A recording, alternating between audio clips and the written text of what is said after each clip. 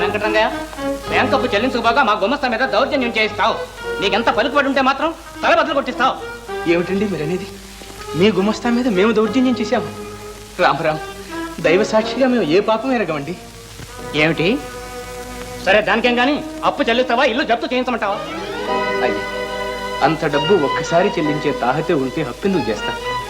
దయచేసి కాస్త వ్యవధిప్పించండి. కాళ్ళు చేతులు కూడా తీసుకుని ఎట్లాగో చెల్లిస్తా. ఇక నువ్వు చెల్లించినట్టే. చూస్తారేమండి అమీన గారు, కానివ్వండి. అయ్యా, కాస్త కనికరించండి.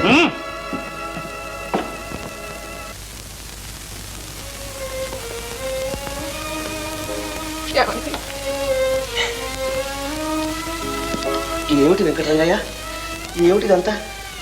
ఏముంది బాబు, బ్యాంక్కి కట్టవలసిన బాకీ కోసం ఇల్లు జప్తు చేస్తున్నారు. ఇల్లు పోతే పోయి మేమిద్దరం ఏ చెట్టు కింద కాలం గడపగలం. కానీ అమ్మాయి చదువు ఏం కావాలి? నేను ఉండగానే దాని చదువు ఆగిపోతే నేను బ్రతకటం దేనికి? నువ్వేం బాధపడదు వెంకటరంగయ్య. అమ్మాయి చదువుకి ఏ అంతరాయం కలగకుండా చూసే బాధ్యత నాది, సరేనా? బాబు, ఇప్పటికే ఎన్నోసార్లు ఆదుకున్నాం. ఇంకా ఎంతను రుణపడతాను నీకు? నేను మాత్రం ఆ బ్యాంక్ అప్పు తీర్చగలనా, పెట్టగలనా? నువ్వే ఇల్లు రాయించుకుని అప్పు తీర్చి మిగిలింది ఏమైనా ఉంటే అమ్మాయి చదువుకి ఇచ్చి పుణ్యం కట్టుకో బాబు. అదేమిటి రంగయ్య, ఒక గడ్డ మీద పుట్టే ఒక గడ్డ మీద వెళ్ళిపోతాం. ఒకరికొకరు మాత్రం సాయం చేసుకోకపోతే ఎలా చెప్పు? నా పరిస్థితులు నీకు పూర్తిగా తెలియవు సుజా. ఏమిటి వసు, ఏమైంది? ఏముంది, ఎప్పటి బాధే. కాలేజ్ ఫీజు, హాస్టల్ బిల్స్ 2 నెలలుగా కట్టలేదు. రూమ్ ఖాళీ చేయమని నోటీస్ కూడా ఇచ్చారు. తాతయ్యకు ఉత్తరం రాశారు, జవాబు లేదు. అక్కడ పరిస్థితులు ఏమిటో మరి.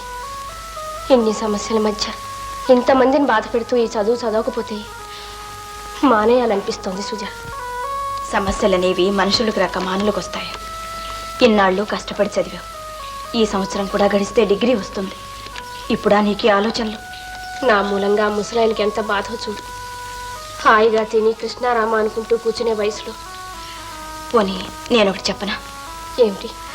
ఈ హాస్టల్లో మానేసి మా ఇంట్లో ఉండిపోకూడదు. నువ్వింతవరకు చూపిన ఆదరణ చాలు. ఇంకా భారం అవడం నాకు ఇష్టం లేదు సుజా. అదేమిటి వసు, నీ కష్టాలు నా కష్టాలు కావా? నన్ను కూడా పరాయిదానిగా భావిస్తున్నావా? క్షమించు సుజా. కలత బారిపోయిన నా మనసు ఆత్మీయతను కూడా గుర్తించడం లేదు. నా జీవితంలో ఆప్తులంటూ ఎవరైనా ఉంటే అది నువ్వే సుజా. వసు,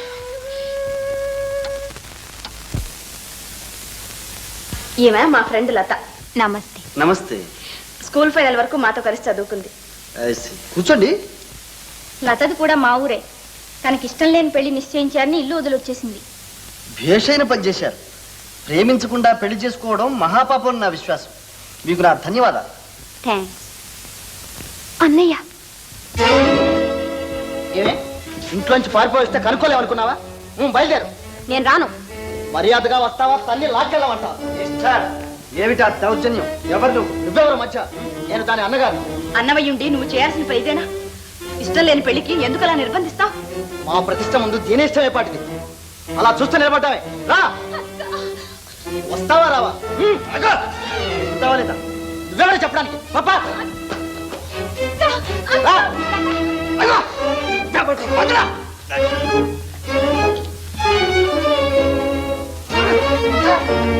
ఆగండి.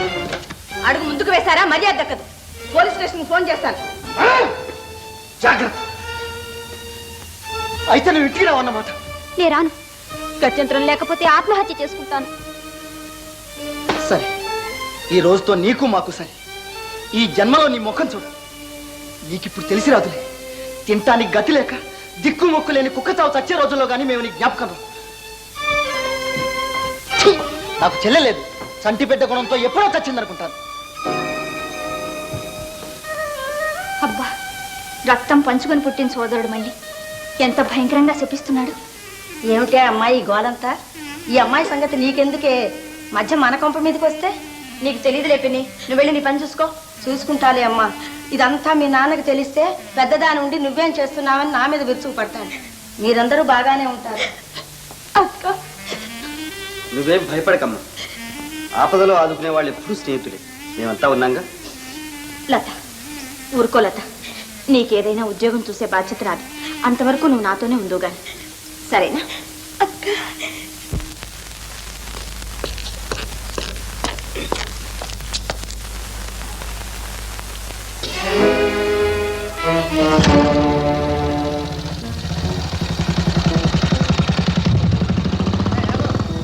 అగ్గిపుల్లందా?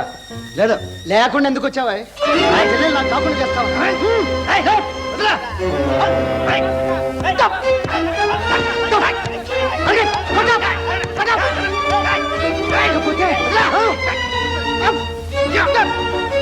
ఎవరది? ఎవరు? ఏ గుర్కా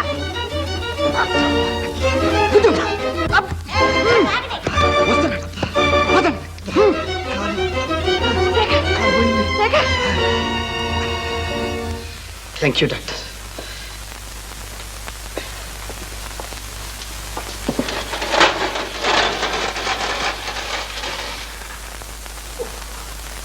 డాక్టర్, ఆయన్ని 2 రోజులు కదలకుండా మీ నర్సింగ్ హోమ్లోనే ఉంచండి. ఎందుకమ్మా? చాలా చిన్న దెబ్బలు, ఇక్కడంటూ అనవసరం. అది కాదు డాక్టర్, ఆయన సంగతి మీకు తెలియదు. అంత నిర్లక్ష్యపు మనిషి ప్రపంచంలో ఇంకెవ్వరూ ఉండరు. అందులో తన సంగతి అంటే మరీ బద్ధకం. ఆయన మీకు ఏమవుతారమ్మా?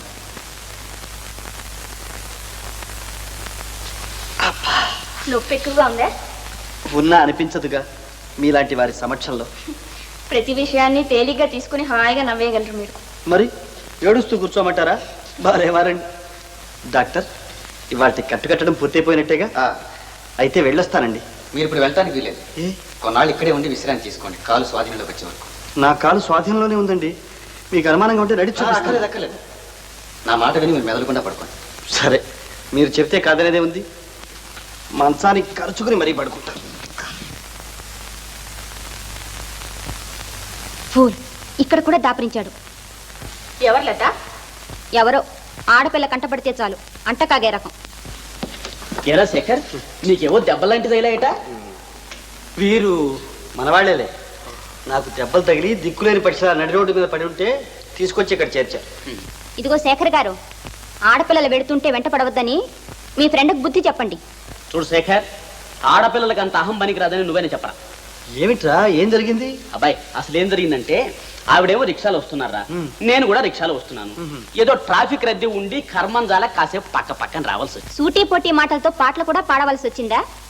ఏదో పాడేనే అనుకోండి. కుర్రాన్ని అందమైన ఆడపిల్ల కనిపించింది. వెధవది నోరు ఊరుకోలేదు. అంత మాత్రాన చెప్పు మీద చెప్పు విసురుతారా? ఒక చెప్పు తీసుకెళ్తుంటే రెండో చెప్పు మోసుకెళ్ళమన్నాను, తప్పే ఉంది? తప్పులేదంటారు. నేను కాబట్టి చీపోన్లే ఏదో ఆడపిల్ల కదా అని దులిపేసుకొని ఎక్కడన్నా కనపడకపోతుందా, నా మంచితనం గ్రహించకపోతుందా అని భద్రంగా ఈ పాదుకల్ని పూజా మందిరంలో పెట్టి పూజిస్తున్నాను. మీరు నా మాట నమ్మాలి. తీసుకోండి. ఇన్నాళ్ళు మీకోసం నిరీక్షిస్తూ భరతుడు రామభద్రుడి పాదుకలు చూసుకున్నట్లు మీ చెప్పులు మోసుకుంటూ తిరుగుతున్నాను. ఇంకా నయం, గుచ్చి మెళ్ళో వేసుకోలే. ఏవండోయ్, తట్టక ఊరుకున్నాడు కానీ మీరు వాపస్ చేస్తే మావాడు నిజంగా ఆపరేట్ చేస్తాడు. ఒరే, అంత అదృష్టమే అబ్బితే మెళ్ళో వేసుకోవడం కాదు, తల మీద పెట్టుకుని తిరుగుతాను. మీరు నా మాట నమ్మాలి. నమ్మాం మహాశయ. ఇక మేము వెళ్ళొస్తామండి. ఏమైనా కావాల్సి వస్తే నాకు ఫోన్ చేయండి. థ్యాంక్స్. ఏవండోయ్, మీకు అవకాశం ఉన్నప్పుడల్లా ఈ అభాగ్యుని కాస్త చూసి వెళ్తూ ఉండండి. అలాగే. రావసు, రా లత. ఆనంద్, సిగరెట్ ఇవ్వరా. ఒరే శేఖర్, నీ పని భలే బాగుందిరా. ఏంట్రా? చీటికి మాటికి దెబ్బలు తినడం, చక్కగా ఆడపిల్లలతో సేవ చేయించుకోవడం. అదృష్టం అంటే నీదేరా బ్రదర్. ఇంట్రా, ఏం అదృష్టమో ఏమో, దెబ్బలతో చస్తుంటాను. సస్తే మాత్రమే. అందమైన అతివలు ఒకరి వెనక ఒకరు ఇట్టే అతుక్కుంటున్నారు. నేను ఒకరు, ఇద్దరు, ముగ్గురు, అబ్బా రేపు ఎంతమంది అవుతారు? ఆ పెరుమాళ్ళకే ఎరుక. రే,